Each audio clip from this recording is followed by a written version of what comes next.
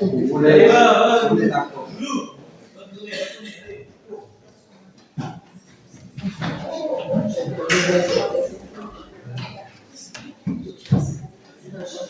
Est-ce qu'il y a un orthopédie qui veut l'aider pour la gauche?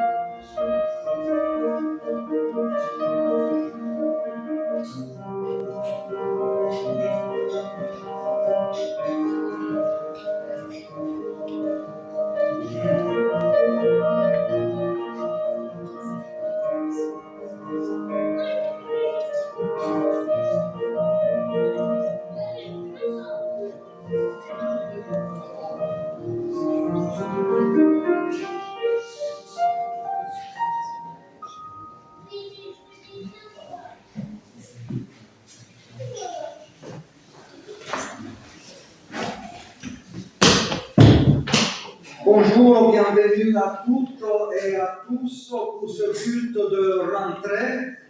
Merci Janine pour ce beau prélude. Après le temps de l'été, nous nous retrouvons pour rejoindre ensemble la marche, le chemin de notre Église, confiant à la promesse du Seigneur.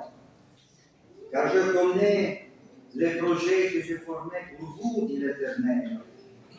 Projets de paix et non de malheur, afin de vous donner un avenir, une espérance. Alors nous venons comme nous sommes, avec nos forces et nos fragilités, et nous nous rappelons que l'Église est avant tout la maison de Dieu ouverte, pour chacun et pour chacune. Donc ce matin, nous venons déposer nos vies entre les mains de Dieu, lui confier nos projets, nos craintes et nos espérances. Chers frères et sœurs, je vous invite à vous lever, que ce culte soit un temps de grâce et de joie, un temps de communion fraternelle et de culte de la parole de Dieu. Je vous invite à chanter ensemble, grâce à les paroles que vous avez retrouvées dans la feuille liturgique, Chaîne d'amour.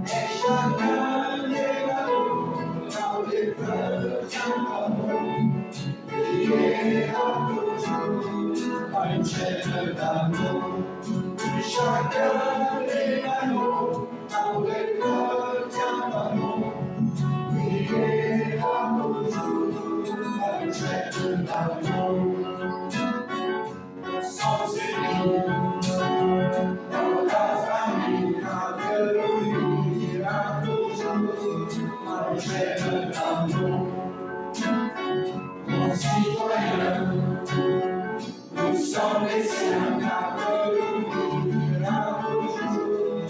le ciel d'amour. Et chacun des noms dans les cœurs tiendront, qui est là toujours, dans le ciel d'amour. Et chacun des noms dans les cœurs tiendront, qui est là toujours, dans le ciel d'amour. Merci Fred, j'en profite pour vous présenter notre responsable jeunesse et maintenant je donne la parole à notre très cher Casper. Le grillon et la pièce de monnaie. Un pasteur se promène dans les rues d'une grande ville avec un ami indien. Il y a beaucoup de circulation. Soudainement, l'Indien s'arrête. Qu'y a-t-il ? Demande le pasteur. Un grillon. N'entends-tu pas le grillon ? Dit l'Indien. Un grillon ? Ici, en ville ? C'est impossible. Et s'il y en avait un, tu ne pourrais pas l'entendre avec le bruit qu'il y a. L'Indien l'écoute et se dirige vers la porte d'une maison. Près de la porte se trouve une plante grimpante. Il écarte les feuilles et montre à son ami le grillon. Le pasteur est émerveillé. Vous, les Indiens, vous avez de meilleures oreilles que les Blancs. Son ami répond. Je ne crois pas. Vous entendez aussi bien que nous, et vous écoutez d'autres sons. Regarde. Il sort de sa poche une pièce de monnaie et la laisse tomber sur le trottoir. Les passants s'arrêtent pour voir d'où vient ce bruit. Tu vois, ce bruit n'est pas plus fort que celui d'un grillon, mais tous l'ont entendu. Tout dépend de ce à quoi notre oreille est attentive. La voix de Dieu ressemble-t-elle plus au bruit d'un grillon ou à celui d'une pièce de monnaie qui tombe sur le trottoir ? Je ne sais pas. Ce que je sais, c'est que nous avons besoin d'exercer nos oreilles pour l'entendre.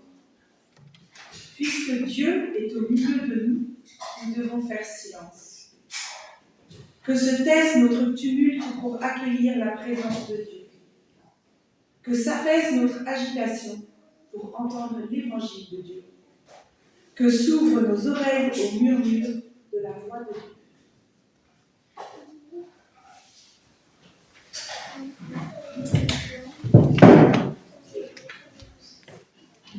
Je vous invite à la prière.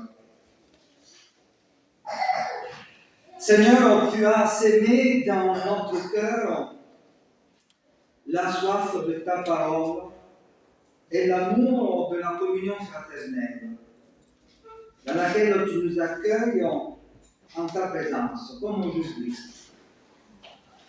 Dans un monde saturé de paroles futiles et de comportements malsains, tu nous accueilles avec une parole qui nous renouvelle, nous transforme et pénètre en nous la flamme d'authenticité et d'éternité.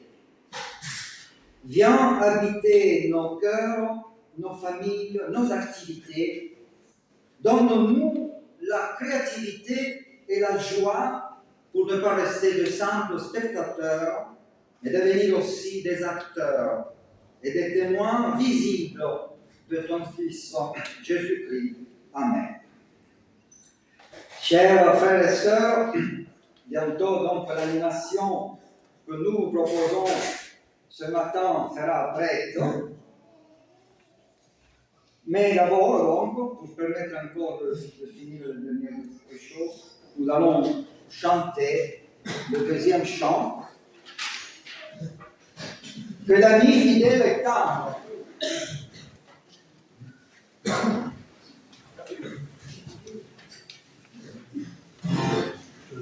Tout seul. On le connaît celui-là. Que l'ami fidèle est tendre. Nous avons Jésus-Christ. Toujours prêt à nous entendre. Répond à notre cri. Il connaît nos défaillances, nos chutes de chaque jour. Seigneur, dans ses exigences, il est riche en son amour.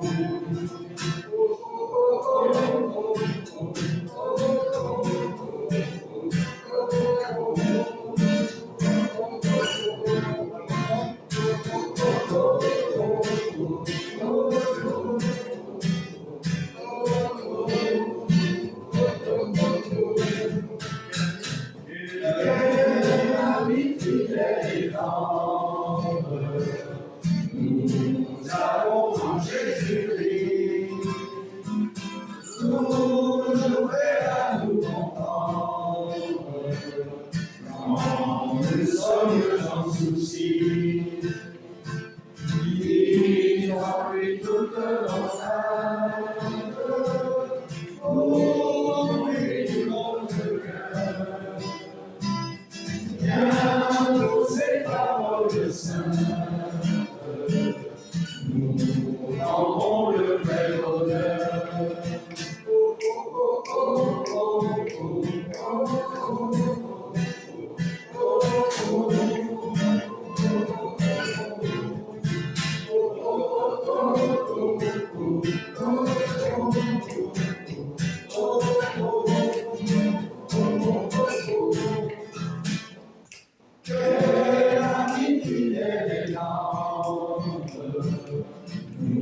Nous avons en Jésus-Christ, toujours prêt à nous attendre, avec notre compte sur lui.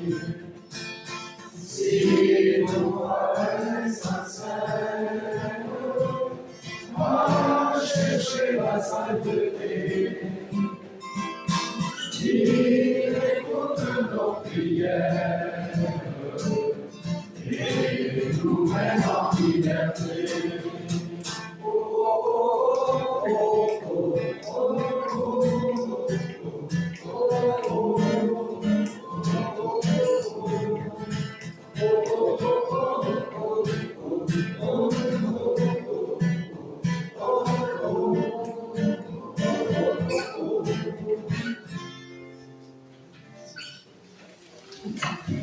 Et alors, nous arrivons à l'animation. Nous pouvons installer tout d'abord le fil et aussi les 5 familles de plantes,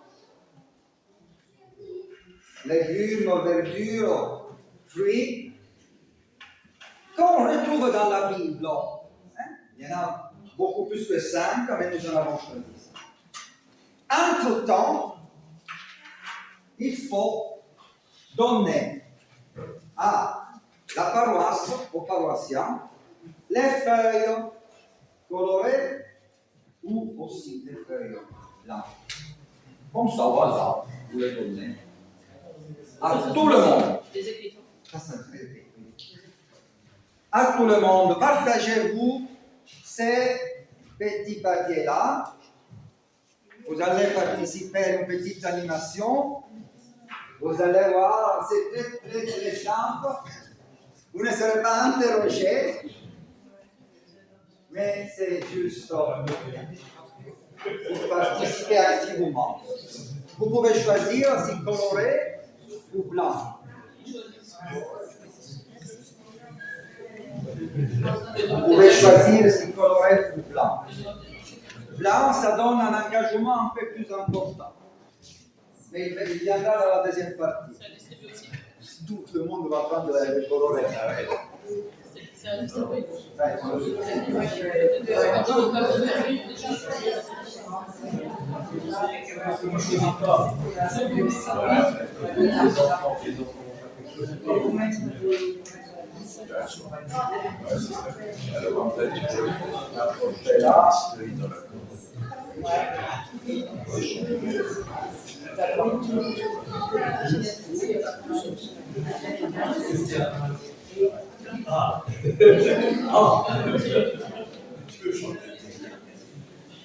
N'hésitez pas à prendre les feuilles.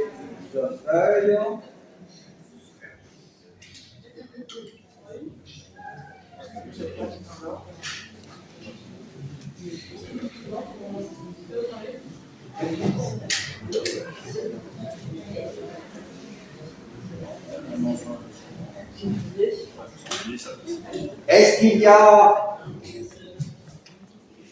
un tout petit qui veut venir m'aider?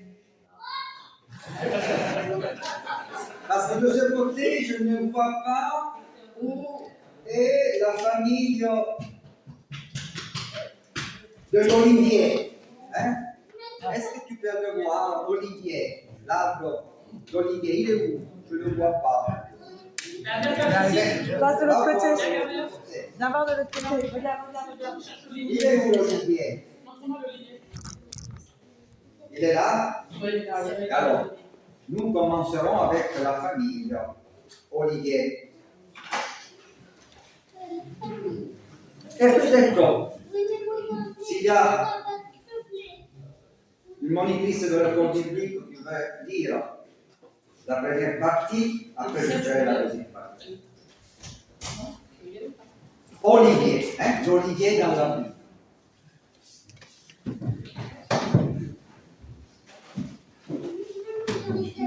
Olivier. Dans l'histoire de Noé, Dieu était fâché contre les humains qui faisaient n'importe quoi. Alors, il a fait pleuvoir beaucoup d'eau sur la terre pendant que Noé, sa famille et un couple de chaque animal étaient réfugiés dans un très grand bateau. Un jour, une colombe a ramené un rameau d'olivier dans son bec. Noé a compris que Dieu n'était plus fâché. Ce rameau et l'arc-en-ciel nous disent que Dieu veut que la paix règne entre lui et les humains, mais aussi entre les humains.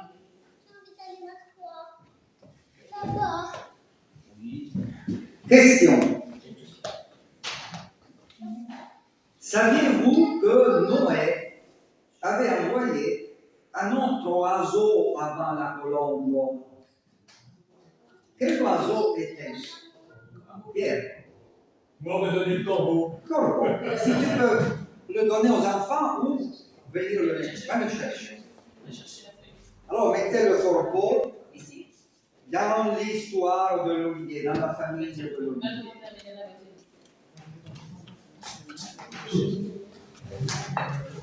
C'est vrai, dans le récit biblique, avant d'envoyer la colombe, vous vous souvenez tous, Genèse 8, c'est un texte célèbre, Noé avait envoyé un autre oiseau, avait envoyé un corbeau. Noé ouvre la fenêtre de l'arche et envoie un corbeau, le corbeau va et vient, parce qu'il y avait encore beaucoup d'eau. Cherchant un endroit où se poser, mais il ne rapporte aucun signe de terre sèche, comme le fera ensuite un autre oiseau. La colombe, par contre, la colombe, quand elle cherchait une petite feuille, la colombe ne fait pas ah et vient, parce qu'elle trouve un peu de terre et prend une petite feuille d'olivier. La colombe donc revient avec un rameau d'olivier, signe que les eaux se sont retirées. Donc, le corbeau explore mais ne rapporte aucun symbole. La colombe revient avec le rameau d'olivier, symbole de quoi? De paix, de nouvelle vie. La nouvelle vie peut reprendre, peut recommencer. La colombe, elle se trouve dès le départ dans la Bible. Mais dans cette histoire, il y a encore d'autres symboles ou d'autres paroles à côté de la colombe et du corbeau. Est-ce que quelqu'un a un personnage de cette merveilleuse famille de l'olivier? L'arc-en-ciel. Venez, on vous le donner à l'appétit. Parce qu'une fois que la terre est à nouveau sans l'abîme de l'eau, Dieu dira, je ne ferai plus de mal à la terre. L'arc-en-ciel, c'était l'arc, c'était un instrument de guerre. Il ne faut pas l'oublier. Et donc il dépose définitivement toutes les manières de pouvoir changer l'homme par la violence. Dieu décide de renoncer à la violence au déluge à jamais pour faire changer le cœur de l'humain. L'arc-en-ciel est mis au mur du ciel à jamais. Cela signifie que nous aussi, nous devons nous désarmer. C'est un signe de paix. Dieu renonce à résoudre les problèmes avec la violence. Il y a encore d'autres sujets pour cette famille, il me semble. Hein? Non? Si. Les animaux. Ils peuvent sortir tous. Puis,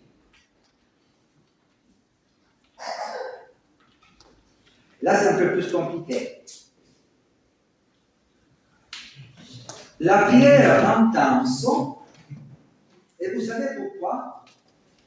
Parce que Jésus va dans le jardin de Gethsémani, situé sur le mont des Oliviers, la nuit avant sa crucifixion. Donc l'olivier devient aussi un symbole de prière intense, de vigilance et de soumission à la volonté de Dieu. Vous vous souvenez, vers la fin donc, de son ministère, Jésus prie dans la montagne, dans le mont des Oliviers. Il y a cette prière intense. Donc le Dieu de l'olivier, c'est aussi un signe de lien entre la terre et le ciel. Qui a la prière intense? Allez la chercher. Et Sylvie, qu'est-ce que tu as? Prière intense et... Exactement, le lien entre le ciel et la terre. Alors, vous voyez combien de symboles il y a autour de l'olivier. C'est magnifique. Vous voyez combien de symboles.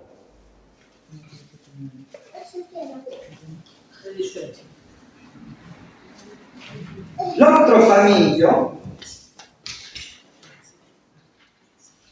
que je ne vois pas dans les papiers, la famille numéro 1, est-ce que vous avez les papiers là-bas? Je crois que c'est, tout est là, c'est le figuier. Ouais, c'est le figuier. Alors le figuier, regardez ce que vous avez dans vos mains. Le figuier,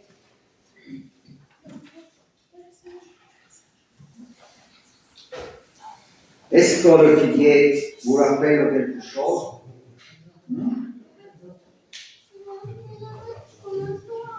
Eh bien, le figuier. Les feuilles de figuier entre Adam et Ève. Exactement.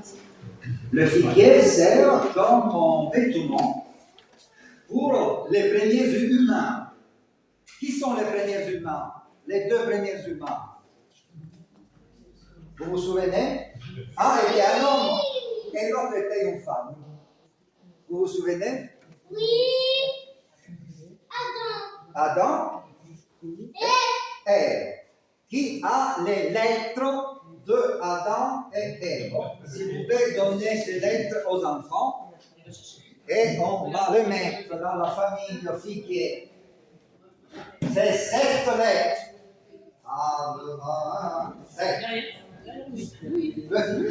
Adam et Ève.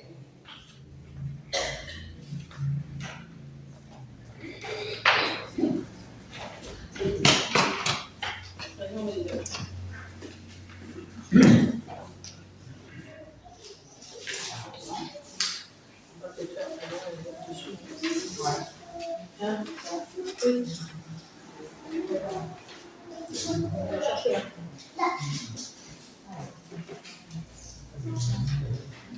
Et à ce moment-là, Dieu dit, Adam, mais tu es où? Il se cache, lui et sa femme. Après. Et alors, vous voyez que le figuier est un signe ici, un peu du fait que l'humanité a péché contre Dieu. Il se cache, il se cache. Mais rien ne peut empêcher à Dieu de les trouver, l'homme et la femme. Alors, on pourrait se poser la question, est-ce que parfois je me cache devant Dieu? Est-ce que parfois je lui cache quelque chose? Je veux bien que lui ne soit pas trop au courant. Oui, bien sûr, il est au courant, mais je ne veux pas en parler avec lui. Oui. M. Après l'autre lettre. Vous voyez comme dans le symbole du figuier, il y a un peu ce clin d'œil, cette interrogation, un peu cet appel à l'humain. Est-ce que tu te caches devant le Seigneur? Tu te caches quelque chose. Les autres trois familles, on le fera après le chant que je vous propose avec prêtre, c'est-à-dire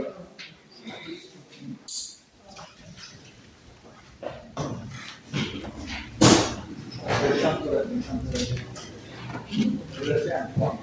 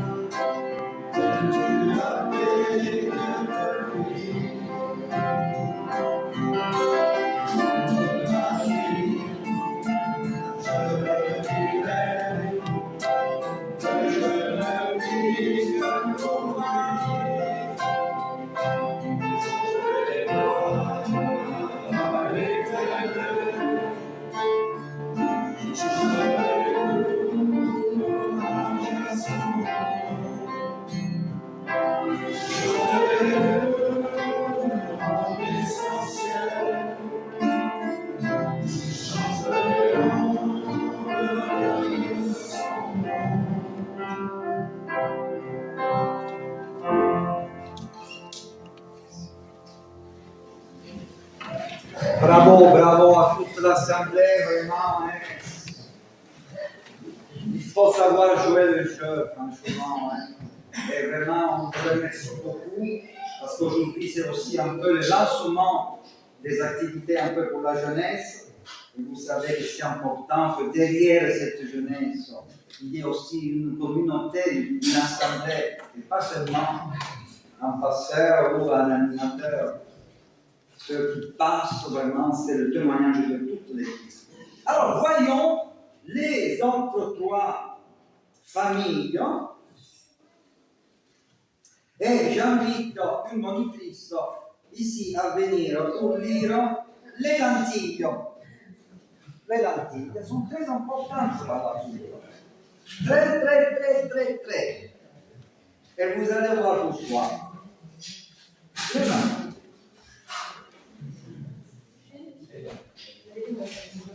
Dans la Bible, il est question de deux frères.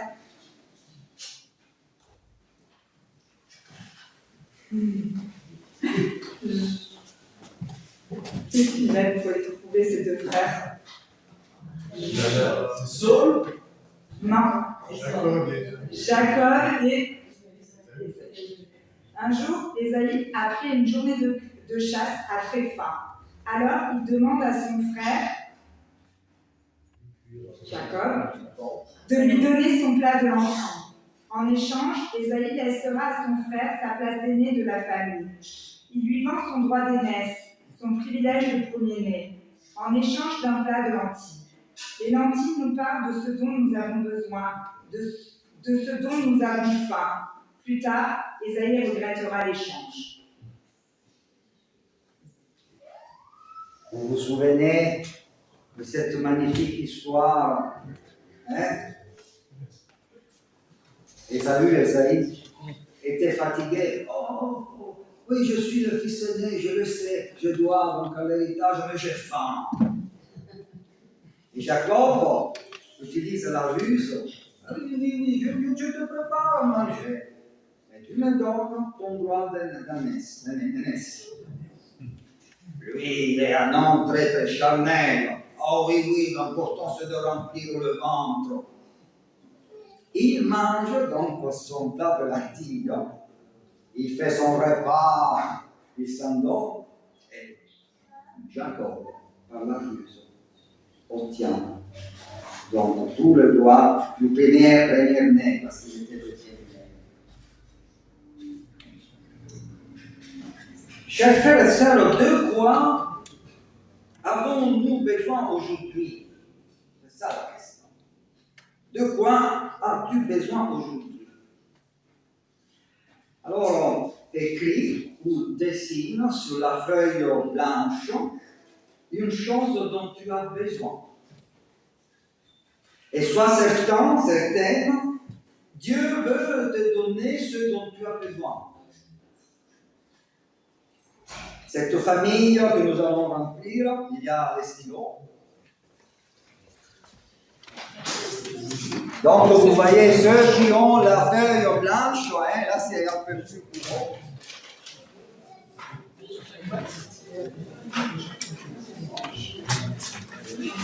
On va voir ce qu'on était blanche. J'ai commencé au fond, regarde. D'abord, c'est pas mal. Il suffit qu'un quart de la paroisse répond à cette question. Parce qu'il y aura, tout au long de cette animation, 4 questions liées aussi aux autres. Encore, je ne veux pas la foule, je ne veux pas que tout le monde réponde à la question des lentilles. De quoi as-tu besoin aujourd'hui? Ceux qui se sentent interpellés,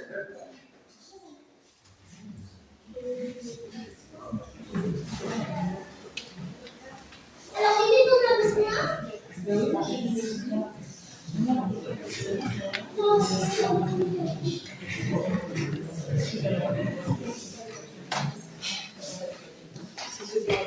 Donc, vous êtes en train d'écrire. Puis je fais un peu l'avocat du diable et dire que oui, donc Ésaü un peu méprisé son doigt d'aînesse, traitant à la légère quelque chose de sacré, en défend, quelque chose de durable, pour satisfaire un besoin immédiat. Mais je peux vous dire une chose. Moi, je ne suis pas fan, dans ce texte, de Jacob. Mais je veux dire, c'était son frère. Il a un peu profité du besoin de son frère. Donc, c'est facile de lancer la pierre contre Saül. Jacob, il me semble, lui non plus, il s'est bien comporté. Il me semble. Vous avez. Il a fait bien plus grave après. Il a fait bien plus grave.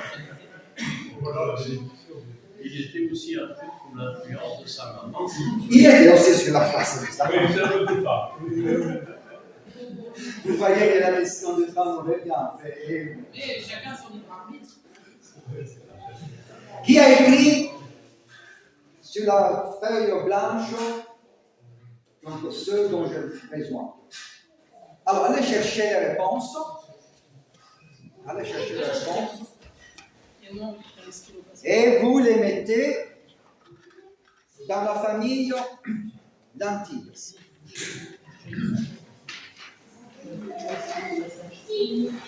Quatrième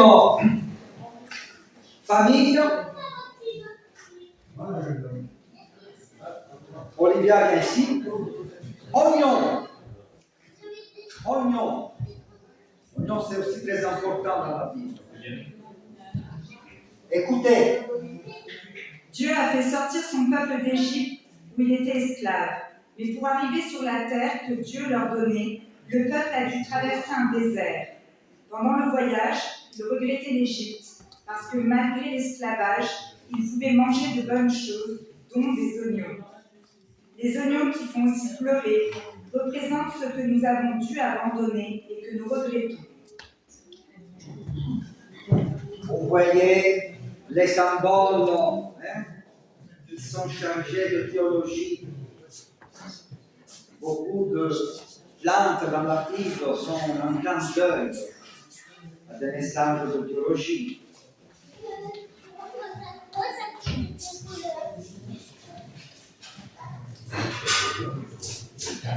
Où sont les Israélites quand ils se mettent à regretter les oignons? Est-ce que vous vous souvenez?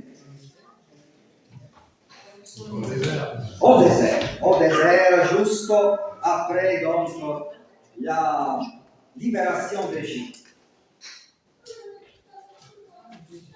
Et dans quel pays les Israélites avaient-ils à profusion des oignons?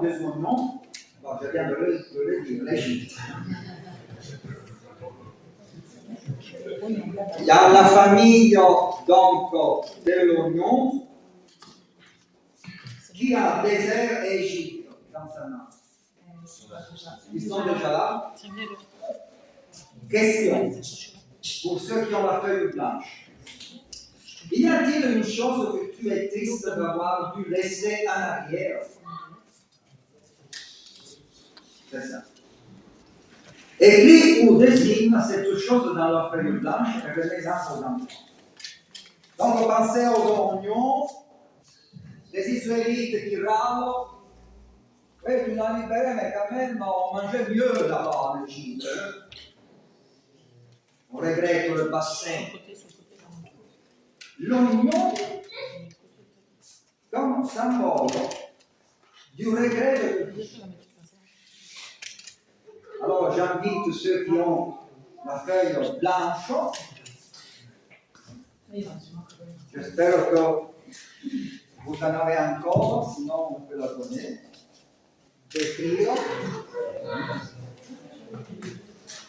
D'écrire. Une chose que tu es triste d'avoir pu laisser.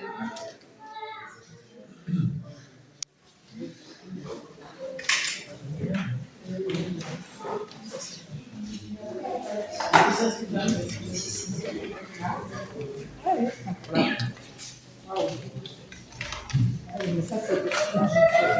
Cinquième et dernière famille, la vigne. Là aussi, plein de textes bibliques. Il faut écrire avec un stylo. Il faut écrire donc pour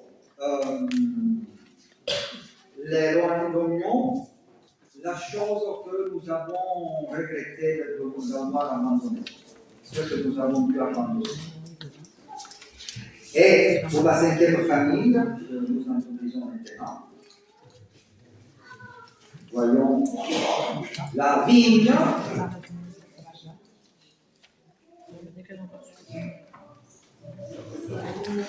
La vigne. Et On va les mettre là. Jésus dit qu'il est la vigne et que ceux qui mettent leur confiance en lui sont comme les petites branches de la vigne. Il emploie cette image pour dire que par la foi, on peut être très très proche de Jésus. Alors, dit-il, nous ferons de belles choses grâce à lui. La vigne. Si tu as confiance en Jésus, ou si tu as envie d'avoir confiance en lui, demande-lui quelque chose pour cette rentrée 2025 et sois certaine, Dieu veut que tu puisses faire de belles choses. Qui a, pour la famille, dit grappe de raisin, vigneron, Jésus, pauvre. Il fait partie de cette famille et étranger.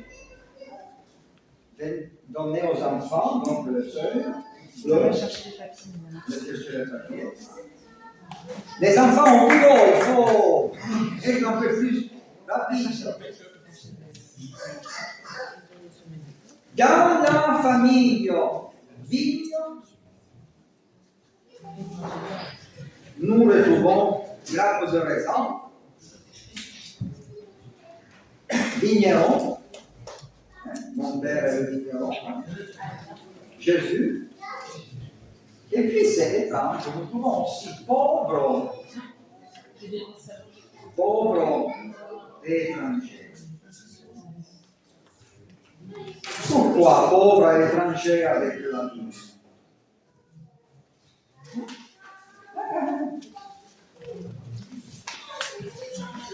Je vous lis Lévitique 19. Quand vous ferez la moisson dans votre pays, tu ne moissonneras pas jusqu'au bord de ton champ, et tu ne ramasseras pas ce qui reste à glaner. Tu ne cueilleras pas non plus les grappes restées dans ta vigne, et tu ne ramasseras pas les grains qui en seront tombés. Tu laisseras cela aux pauvres et à l'étranger. Je suis l'Éternel, votre Dieu. La vigne, les raisins qui tombent par terre, ne soient pas ramassés, soit à la disposition du pauvre qui passe par ces champs et qui puisse les ramasser, puisse en profiter. Quelle belle image c'est de la vigne, c'est pas normal si Jésus le Christ l'a utilisé. La vigne, nourriture pas seulement pour les voyants, mais aussi pour le pauvre qui passe et qui peut être rassasié grâce à cette solidarité. Vous voyez. Et naturellement, je suis la vraie vigne du Christ. Jésus se présente comme la vraie vigne, et ses disciples comme les sarments, le Père le vigneron, qui tiennent les sarments et qui portent du fruit. Et cette image, naturellement, l'image de la relation vitale entre le Christ et les croyants. Alors, laissons pour le moment encore le jeu ici, il nous manque 10 minutes, et je demande, s'il te plaît, à Janine de venir.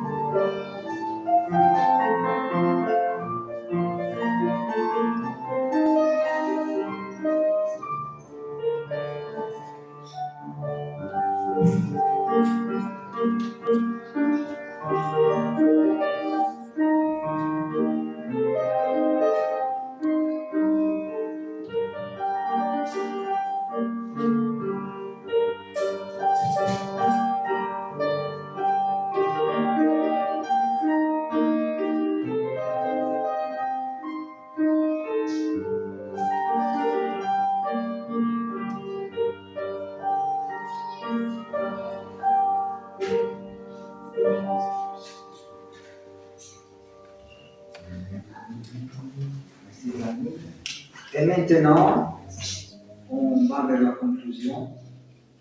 Dans le culte et dans l'anonymat, nous allons lire à haute voix ceux qui font partie de la famille des lentilles, plus aussi le nom, ceux dont j'ai besoin. Nous allons lire avec l'aide de ce livre.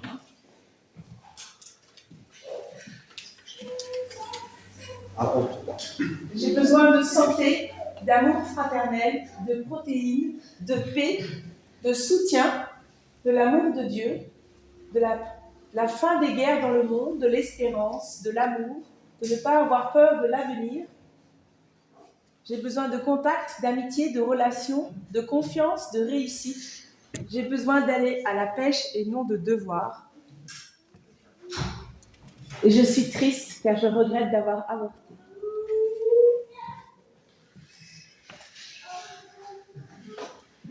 Alors nous remettons toutes ces prières, cette intercession devant l'autel de la gloire du Seigneur. Et nous le faisons avec le chant du Notre Père. Je vous invite à vous lever.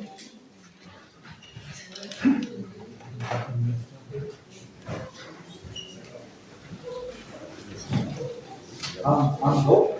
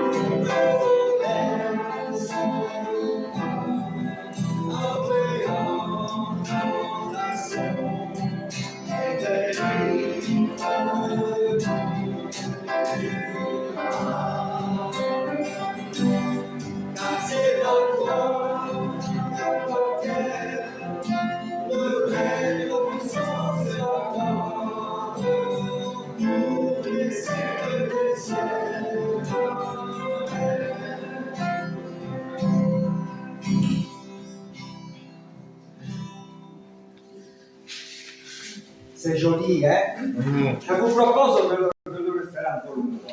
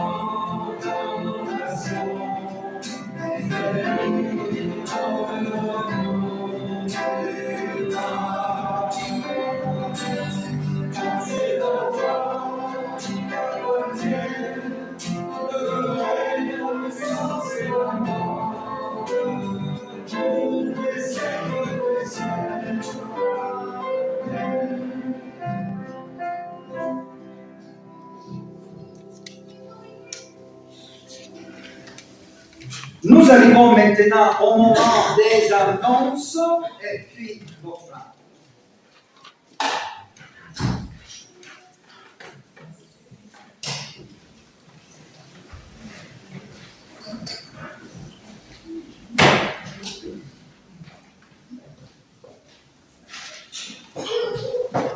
Bien, bonjour et merci à tous pour votre présence. Merci à chacun d'avoir participé à ce culte de rentrée d'une façon ou d'une autre. Merci à tous ceux qui s'investissent dans la paroisse, que ce soit au travers du bulletin, que ce soit au travers de la préparation des repas, la préparation de la scène, l'organisation des cultes, la diffusion des moyens vidéo, enfin bref, nous sommes pleins d'énergie, n'en doutons pas.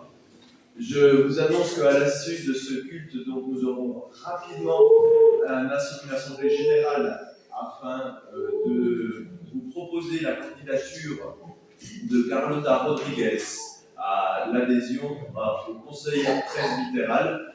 Bien entendu, nous soutenons sa candidature et nous comptons sur vous pour en faire de même. À l'issue de cette formalité, vous êtes tous invités à un apéritif à la salle Argès. Et pour ceux qui voudraient rester manger, on a prévu une auberge espagnole. Comme d'habitude, certainement, les paniers reviendront pleins. Donc, n'hésitez pas à rester avec nous. La semaine prochaine, attention, il n'y aura pas de culte à Grasse. Il y aura l'événement à l'île Sainte-Marguerite, au mémorial protestant. Nous sommes donc mobilisés pour nous rendre en paroisse à cet événement. Nous avons prévu éventuellement d'y aller en train avec des formalités que vous pourrez trouver donc, sur les polycopiés, sur les feuilles à la sortie du culte, et que vous pouvez trouver également donc, sur votre feuille, vous pouvez garder avec vous. Je vous laisse prendre part des modalités de départ et autres. Autre événement assez important qui le précédera, c'est qu'on a un concert le vendredi 19. Là aussi, je vous invite éventuellement à consulter le bulletin, mais aussi les petites affiches qui sont à la sortie du culte. Et enfin, le 28 septembre, le samedi 27 septembre, ce sera un petit événement également pour notre paroisse, puisque les cultes autrement vont évoluer. Là aussi, vous avez donc le petit résumé au 4e de votre feuille. Maintenant, nous commençons une aventure Alpha Jeune qui sera une façon de réaffirmer les bases de la foi, les proposer. C'est une sorte de catéchisme presque également pour adultes. Donc n'hésitez pas, même si vous vous sentez un peu au-delà de l'adolescence, de venir partager ces moments-là. N'oubliez pas que de toute façon, nos expériences de foi sont fondatrices également pour la jeunesse. N'hésitez pas à les partager. D'autres annonces ?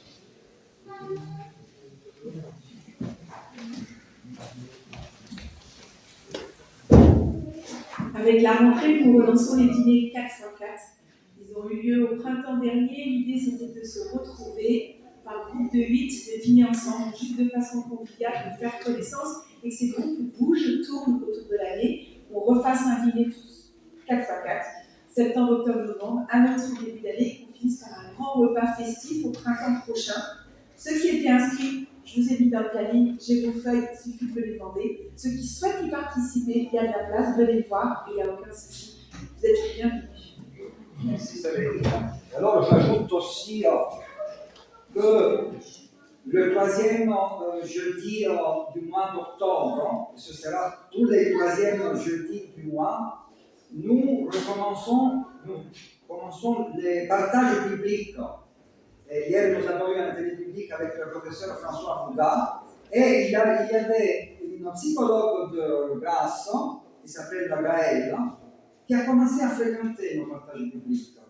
Et nous encourageons à nous retrouver, comme d'habitude, donc le troisième jeudi du mois à 14h30 dans la salle Angèle jusqu'à 16h. Et très probablement, cette fois-ci, ce sera les 10 textes les plus célèbres du Pentateuque, donc les premiers 5 livres de la Bible. On commence au mois d'octobre. Au mois d'octobre, troisième. À partir du mois d'octobre, donc à partir du mois suivant. C'est le moment de l'offrande, qu'elle soit joyeuse et généreuse au service du Seigneur.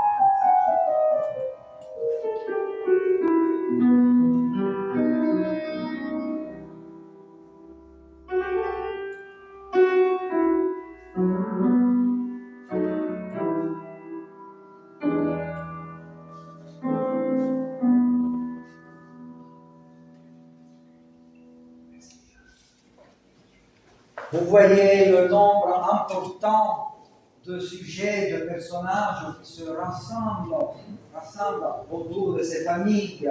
Chacun a sa place. Chacun a sa place. Des personnages, des lettres, des prières. Chacun c'est un personnage dans sa diversité. Toute cette diversité qui est la diversité nôtre. Nous sommes différents chacun de l'autre. Nous sommes tous réunis et appelés à former une seule famille, la famille de Dieu, la famille de la parole. Donc un grand merci aux enfants et aux monitrices qui nous ont proposé, encouragé dans cette réflexion, que cette réflexion soit aussi la parabole pour nous pousser en avant pour cette année 2025-2026. Et on peut conclure notre culte avec un dernier chant, et après on commencera l'Assemblée Générale. Pour ceux qui ne font pas partie donc, de l'association culturelle de notre Église, naturellement, vous pouvez rentrer chez vous et on vous dira, et on vous dit au revoir à la prochaine fois, naturellement, ou sinon vous pouvez rester à l'Assemblée Générale. Et il y a l'apéritif. Oui, qui reste. Il y a l'apéritif.